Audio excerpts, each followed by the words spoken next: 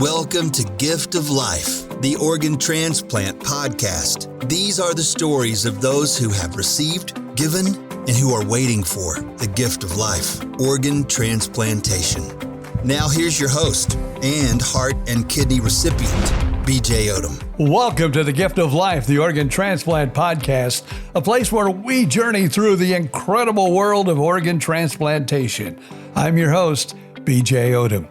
Each week we uncover inspiring stories, we meet extraordinary people, and this week is no exception.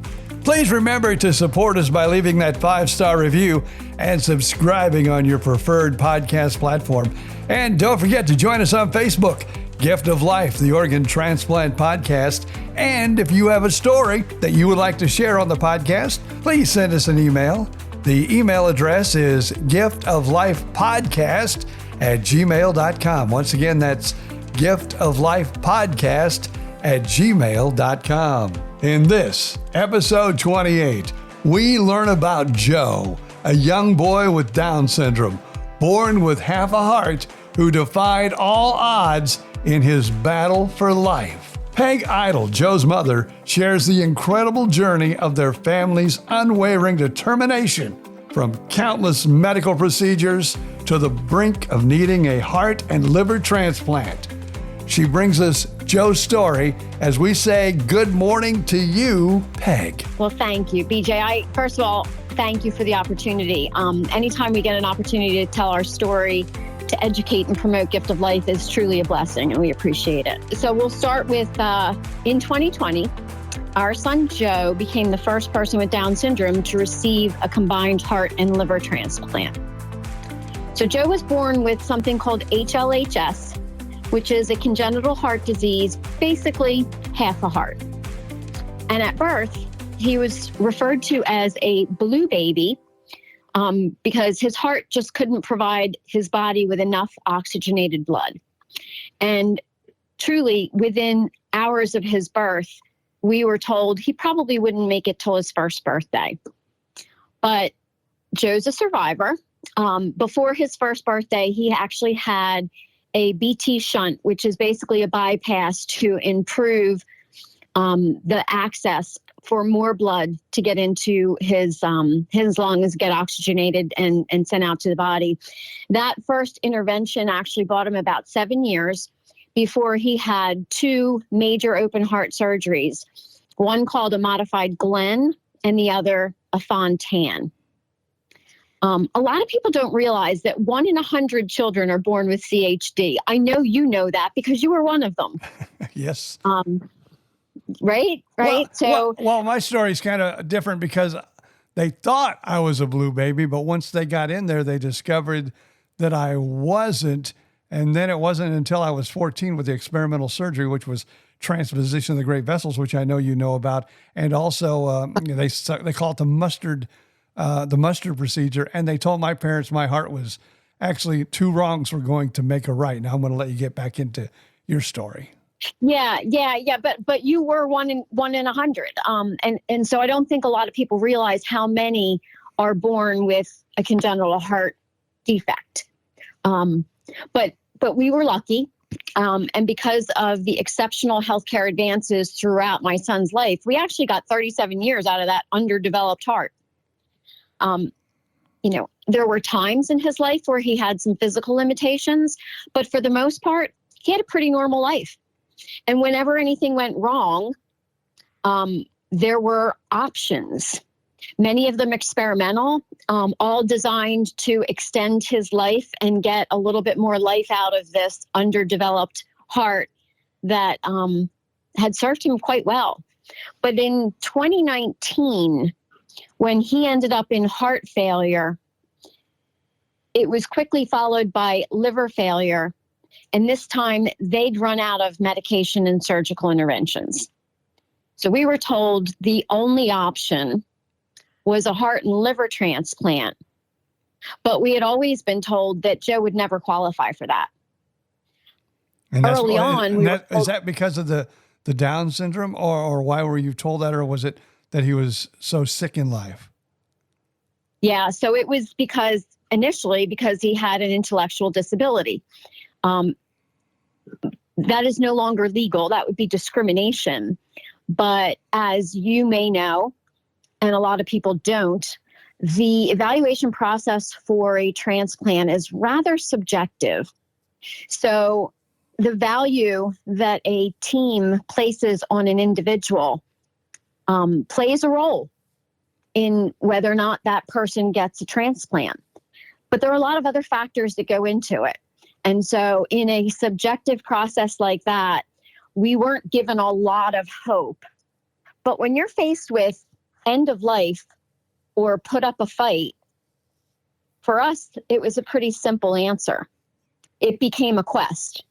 We were determined to find someone who'd be willing to do this to save our son's life. So with the help of our cardiologist, because we were in a hospital that was qualified to do such a thing, that had been basically caring for him his entire life.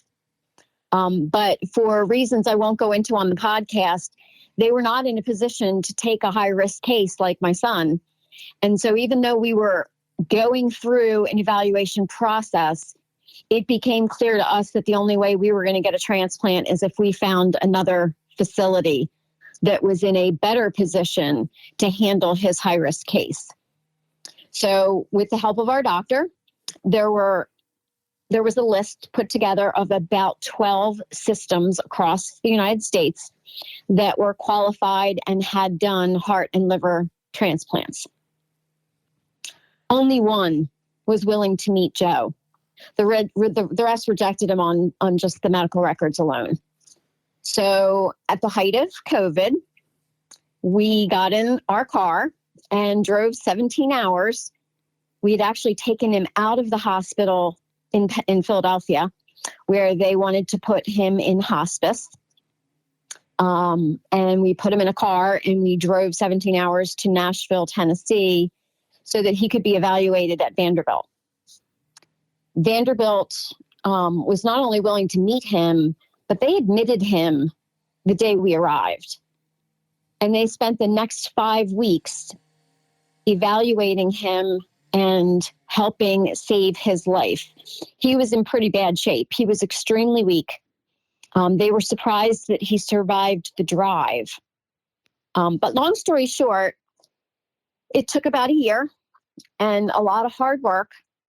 And we ultimately got to a point where Joe was listed. It required that we pick up our lives and move from Pennsylvania to Nashville, Tennessee. We rented an Airbnb and called it home for about another year. I can't even express to you, knowing, of course, that I know what you've been through in this journey.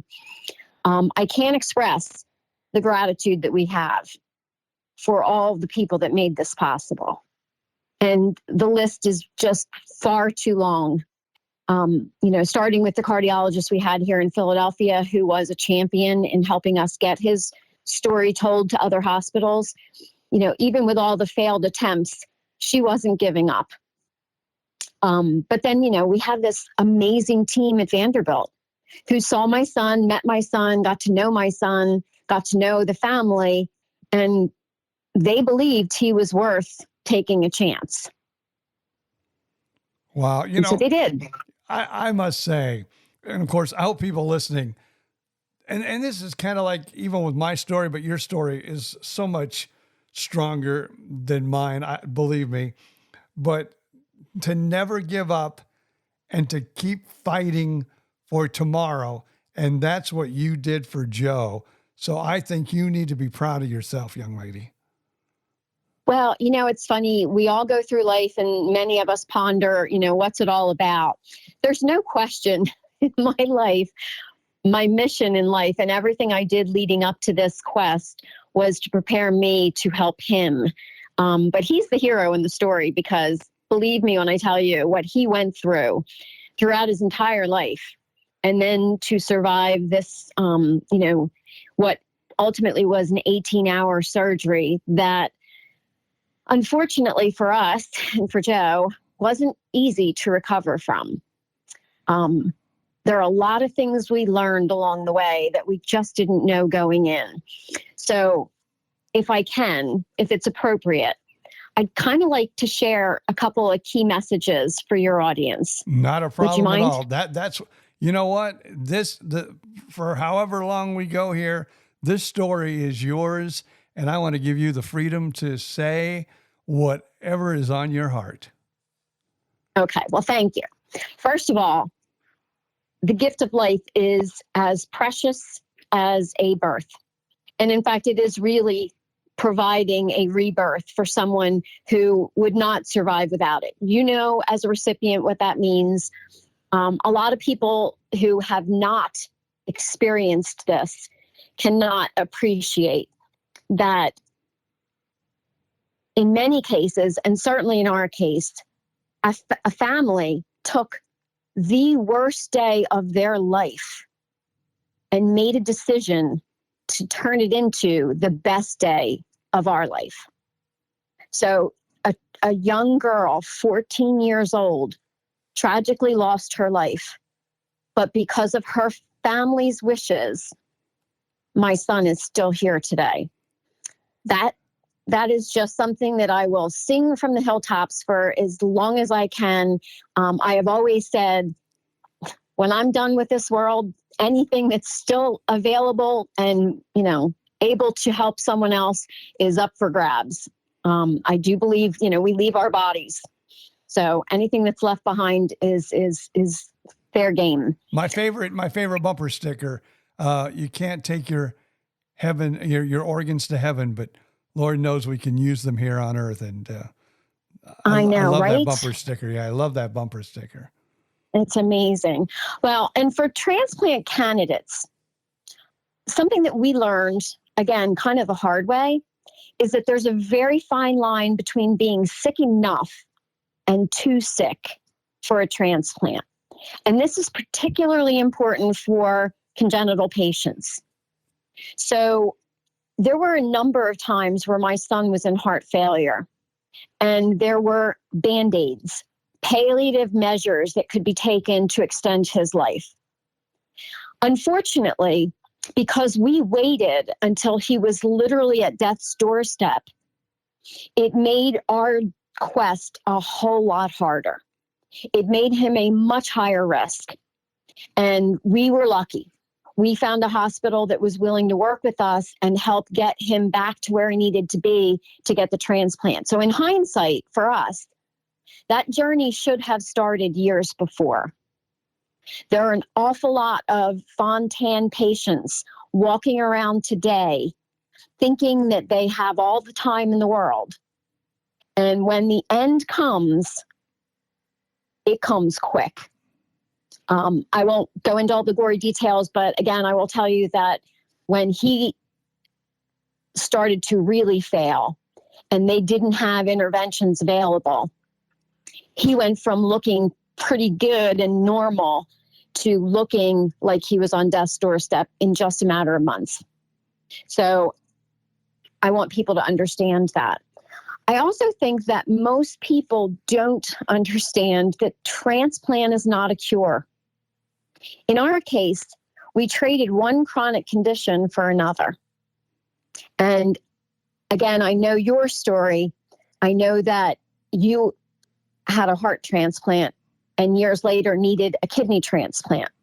Most people don't understand that the medications required to keep organs functioning are very toxic and can wreak havoc on somebody's body.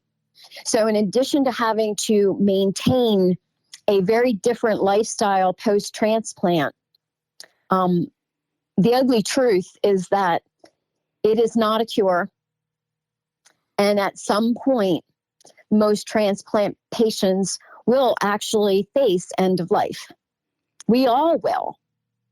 And it's just one of those things people don't like to talk about. Now, one thing I was told, and this is probably maybe in Joe's too, they told me probably because my heart was working well and doing well, they said, probably you won't have an end of life caused by heart. It'll probably be by something, because you have a low immune system. either an Exactly. infection or another disease like cancer. But the chances of you dying from heart failure now are quite low. Are quite low. Yeah. And that's true. But again, most people, and it's interesting because my last really important key message is that this journey takes a village. And when I say we were really fortunate to have an amazing village of family, friends, strangers, medical professionals, that I couldn't begin to put together a list of all the people that were critical in this journey for us. But it's a reality that once you get through the worst of it, most people kind of assume everything is good and do not understand that anybody who's gone through a transplant is going to continue for the rest of their life to battle the many risks associated with the medications that you need to survive. And I'm waiting and hoping that in my lifetime, we see congenital patients having surgical repairs done in utero so that they never have to face a transplant, but can live a normal life with a normal heart. But transplant and the advances as it relates to rejection, which is that, fearful word that everybody that's gone through this lives with, there haven't been a lot of advances there. I hope to see them someday. I hope one day we get to a point where these toxic medications are no longer necessary, but it is a way of life. And yet it's a good life. And we're most grateful for it. Oh yeah, yes, most definitely. And of course, my heart transplant now is 21 years out. And I remember going into it, they said, well, the medical world is changing and hopefully the drugs will change not to be so toxic, as we go on.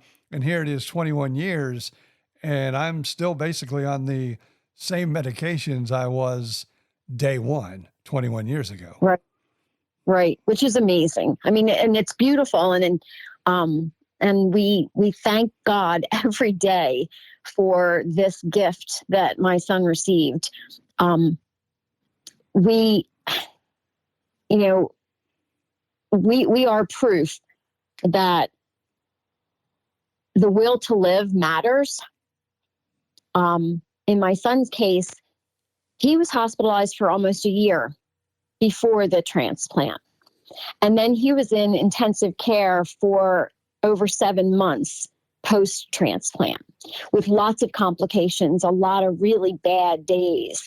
It took a year before we all were able to sort of take a breath. And we're about to celebrate 4 years. And, here's proof of what can happen. Despite the physical limitations he had when he was younger, my son competed this year for the first time ever in Special Olympics track and field.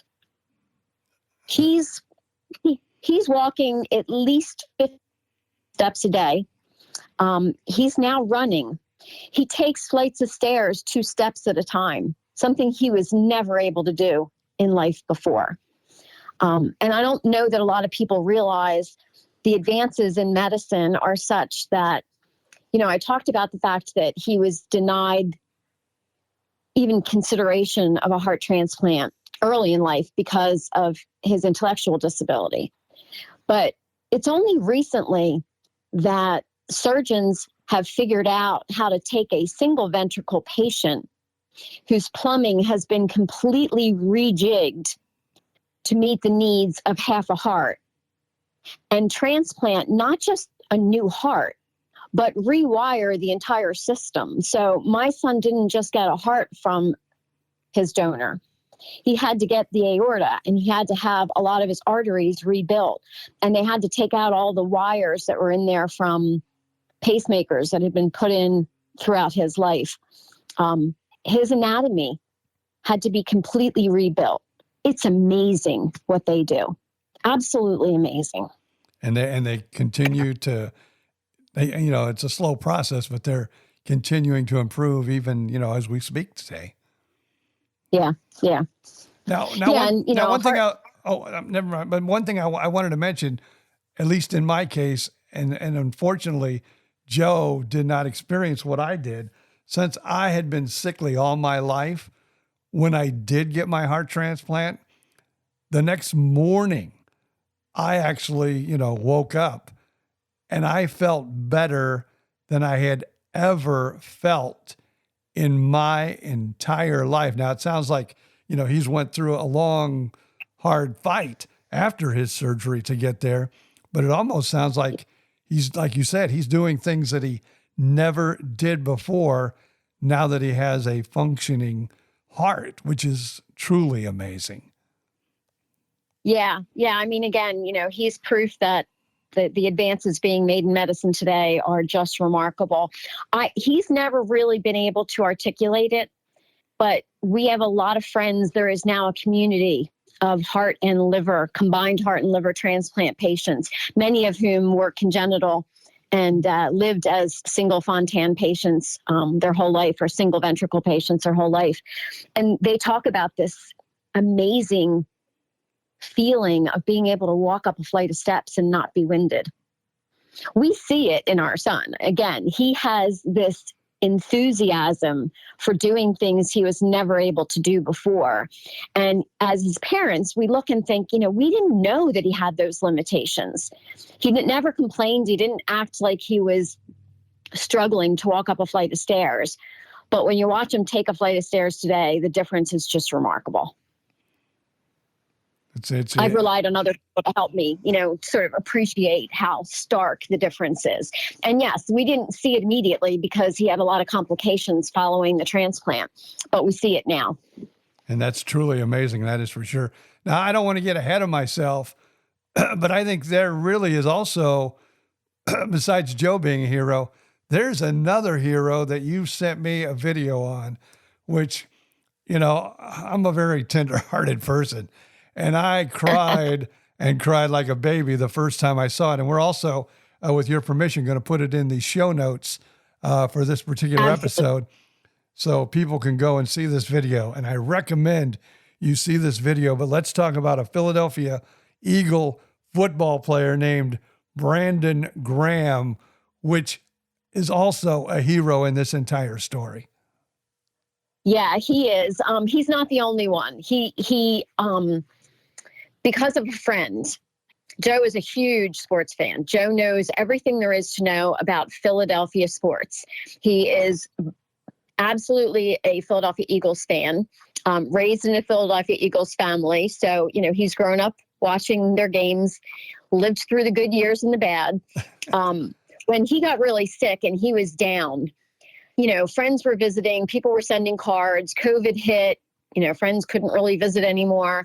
People were trying to find ways to lift his spirits. So a friend of ours actually reached out to someone they knew and had his favorite football player send him a video.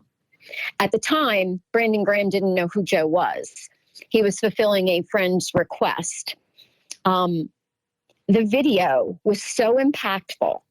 Joe really did believe that Brandon Graham was personally reaching out to him to tell him that he's a fighter and that he's going to get through this and that he just has to work hard. We played that video every time we saw Joe losing the spirit necessary to get up out of bed and take a few steps so that he could remain strong enough. His muscle mass was way down. He was weak. He was tired, but we needed him to keep fighting. A few months later, a second video came. And after the transplant, another video came. By now, Brandon knew the story. He knew of Joe, but they had never met. So the first time that they met, we had an opportunity with Special Olympics to take Joe preseason down to the training facility. And a friend of ours who knew the story and knew how often Joe had watched these videos called ahead and said, hey, there's a young man coming down today and you got to make sure that Brandon meets him. We didn't expect what we actually experienced. There was media everywhere. Brandon was as gracious as any man could be, wrapped his arm around Joe. They truly bonded and have now a lasting friendship Joe refers to Brandon, and for those that don't know, he is actually a very big man, very effective on the field. He's known for his sacks, the most memorable one being when he sacked Tom Brady in the Super Bowl that the Eagles won. When he befriended Joe told him that he was his little brother. So my son, who is about 5'2" and weighs about 120 pounds, is actually Brandon Graham's big brother now. And they text before every game. Brandon was gracious that day. He gave Joe his cell phone number. He gave Joe a personal tour of the practice facility. They have seen each other a number of times since then. And he's just been a stand-up guy. And he doesn't just do this for us. He does it for a lot of people. So yes, for your listeners who are not familiar with the Philadelphia Eagles or this particular superstar, I do think that video is a must-watch for a lot of reasons. And as I said earlier, it takes a village to get through something like this. Brandon Graham was part of our village. And a lot of those sports figures, some are not, but a lot of those sports figures are. I remember when I was 14 going through my second open heart surgery. I was in Children's Hospital in Chicago, and they were going to have Ernie Banks come by and say hi to me. They had arranged that one of the coaches at the local high school knew, somebody in the organization. The only thing was I was supposed to be discharged, and they were out on the road, and it was like, do I stay in the hospital a couple more days? But no, it was time for me to go home, and I missed that. But I just knowing the feeling he must have had, Joe, it's like I said, it tears me up. Well, as I said, he was without a doubt one of Brandon Graham's biggest fans. So, it was a blessing that they got to meet, and even more of a blessing that they've maintained a friendship. There was a game a couple weeks ago. Eagles were down in New Orleans. I didn't know that my son picked up the phone and texted Brandon at the end of the game to congratulate him on a game well played. And Brandon was in the locker room with his buds, and he FaceTimed Joe. We missed it, of course, because we were downstairs, didn't even know that this happened. He came down afterwards very nonchalantly and said, yeah, I just FaceTimed with Brandon. It is a beautiful, beautiful friendship. Now, what would you say to other parents with Down's children who possibly need to follow your footsteps, unfortunately, but what would you say to them? I would say the same thing that John Cena said to Joe in a video that he sent, which was never give up. And that is such a true statement too. Yeah. So, just like the Brandon Graham videos, one of the doctors down at Vanderbilt was friends with John Cena's promoter. This is crazy, but my son's sister, Lacey, she actually sent, it was freaking cute, scared the daylights out of nurses. She sent one of those life-size cutouts of John Cena that we had in Joe's hospital room. It literally scared the bejesus out of me a couple of times. My husband and I were there 24/7. When you wake up in the middle of the night and there's this large figure standing next to you, you don't know it's cardboard initially.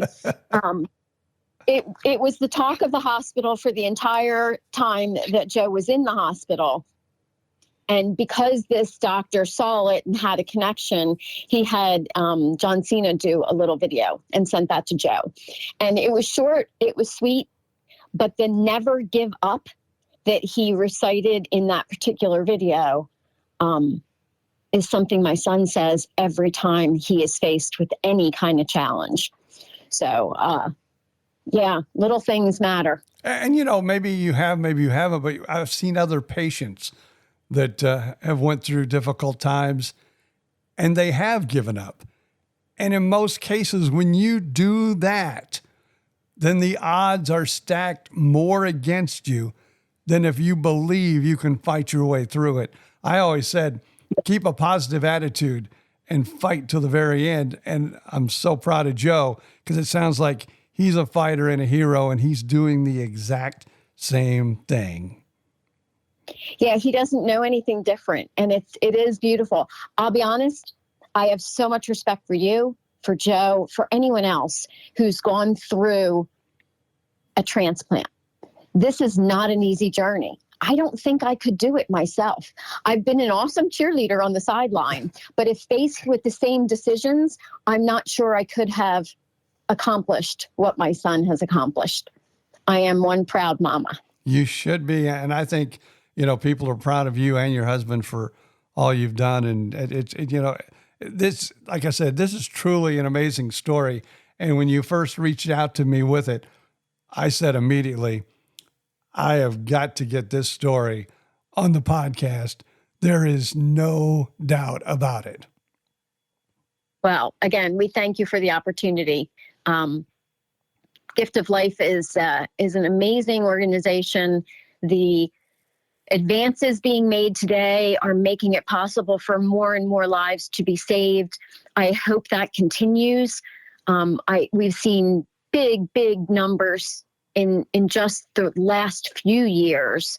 More and more people are, whether it's at the DMV, which is easy to do in the state of Pennsylvania, declaring themselves an organ donor, or officially going online and registering, and more importantly, letting their family members know that that is what they wish. And I don't know. This is important stuff. And I don't know if it's the same laws in Pennsylvania than Florida, but families always have the last decision to make. And so we always tell people, if you're thinking about being an organ donor and you want to be an organ donor, it may not be the easiest conversation to have, but to sit down with your family, tell them your wishes, and let them know how you feel. And maybe that can make them an easier decision, if and when that time would ever come. Absolutely. So that's why I said, I appreciate the opportunity to educate people. I will continue for the rest of my life to advocate for anybody who needs it. I am a pretty good cheerleader, and I have, offered myself up to cheer on others who are on this journey. I'll keep doing it. Now, this is, like another transplant story, but there was a gentleman who needed a liver, and, he got the liver, and now that he is kind of in the club, the transplant club, he never was before, but now he is. Mm-hmm. He unfortunately lost his wife a few years before all of this came down with him. And he was asked, if they would like to, donate his wife's organs. Of course, they never had the conversation. And he said, no, I can't see myself. No, we're not going to do that. And now that he's went through the experience, he has done a 360, and, he is like you, like I, we're always out, promoting, organ donation. And he said, if he would have only when that happened, and he feels bad about it now, but it took the experience to teach him how important it was. Yeah. It is an amazing community. But as a nation, there are still far too many people who die while on the waiting list because there just aren't enough organs. And it's not because there aren't enough people who have passed on. It's that there aren't enough people who have passed on and made those wishes known before they did. We take every opportunity we can to educate people. Now, I'm going to ask you this question, and so I've had a donor mother on, actually a couple donor families, and I've also had, heart recipients, other heart recipients on the program. What I need to ask you, many of them have, and even the mother who donated the heart found traits in her son, in the man that, received her son's heart. Has Joe taken on any new traits that you've seen or noticed that may have come from the donor?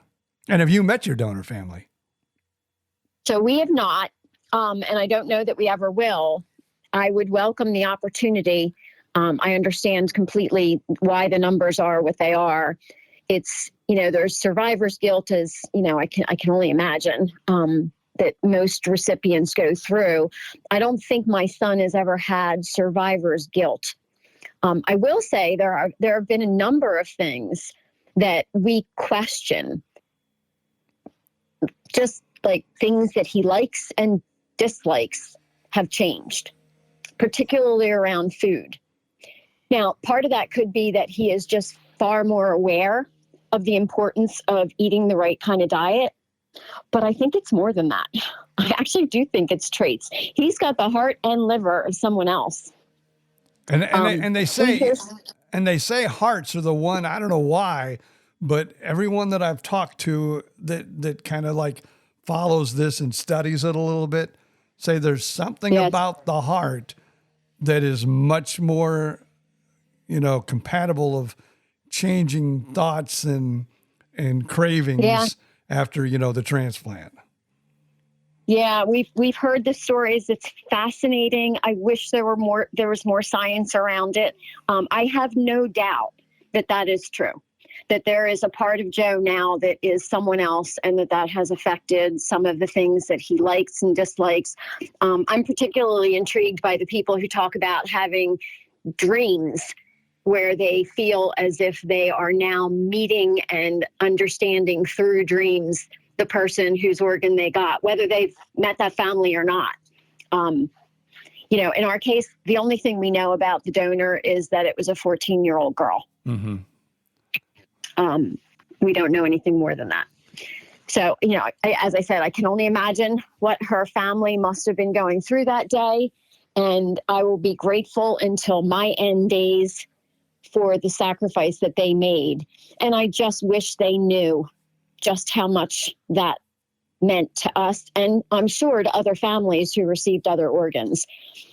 We understand from the transplant coordinator that she probably saved 7 people's lives and enriched as many as 14 or 15. It's truly amazing what you can do with an organ donation. Yeah. Yeah.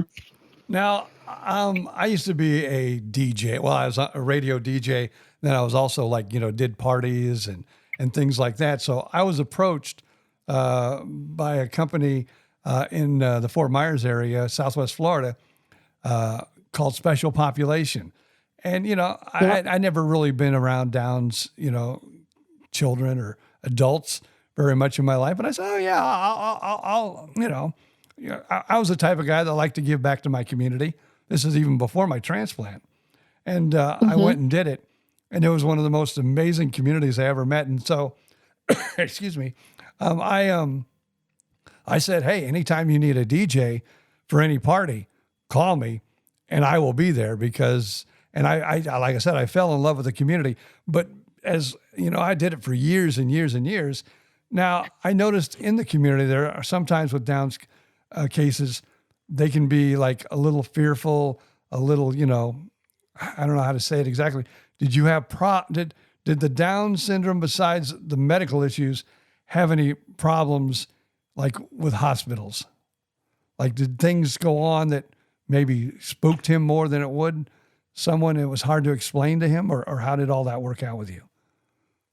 Well, so here's what I'll say. My son is rather high functioning.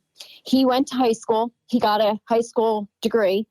But his communication skills are probably that of a 7 or 8-year-old. He is difficult at times to understand because of speech impediment, but not because he doesn't understand. And not because he's not, forming absolute concrete things that he wants to communicate, just that he has sometimes is challenged to get people to understand him. So in our case, both my husband and I were his advocates throughout the whole process. So we weren't speaking for him. We were like the translator. Mm-hmm. To me, it's no different than somebody doing sign language for somebody else. You know, we understood what he was trying to communicate. We were helping others understand what it was he was trying to communicate. But it was always him doing the communicating. Okay. And so, yeah, he definitely required having one of us sort of there at all times. It's funny because when we first went down to Vanderbilt, the first interview we had was with a wonderful doctor who used to interrupt me regularly and say, I don't want to hear it from you. I want to hear it from him. So he would ask Joe a question, and he had the patience. He was kind enough to give Joe the time he needed to communicate what he was trying to communicate. I've had a lifetime of sort of stepping in and intervening and helping. You know, Joe tends to skip a lot of words in his statements just to get the thought out.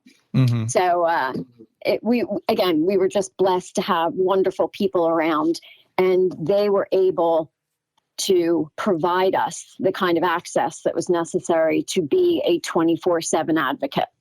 And we truly were. My husband or I were with him at all times. Well, I want you to make sure that you tell Joe that I am just so very proud of him, and we can be heart buddies if he would like. And Absolutely. I just think the story is truly amazing, and thank you so much for sharing it with us. I do appreciate it.